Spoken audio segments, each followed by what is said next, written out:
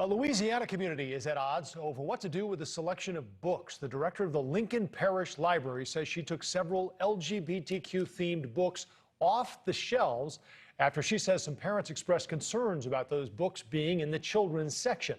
They are still available to borrow upon request, but others in the community say the books should be returned back on the shelves. It's one example of a debate that is taking place in parts of the country over having LGBTQ themed books in the children's section of public libraries. And tonight, we're taking a look at both sides of this issue, starting with Deborah Caldwell Stone, the director of the American Library Association Office for Intellectual Freedom.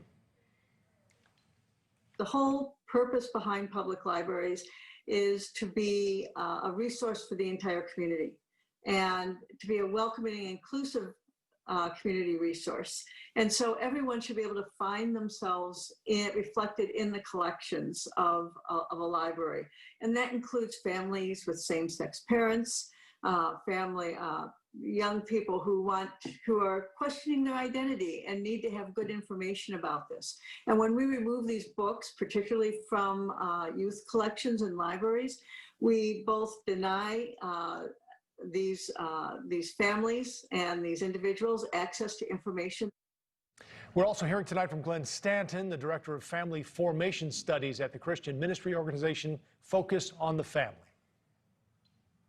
Libraries cannot contain every book that was ever published. You have to determine which books you're going to include and not. And that is a community decision kind of thing. And there are simply books that are not appropriate to be in libraries. You don't have books on bomb building in the library. So any talk about access to books is just lame. We have to talk about what are the kinds of good books that we should be putting in front of our children in our local libraries. And that's what these parents are concerned about, is just simply putting their input into that question. And democracy and community involvement and democracy and community involvement and intentional parenting requires that adults be involved in this sort of discussion and debate.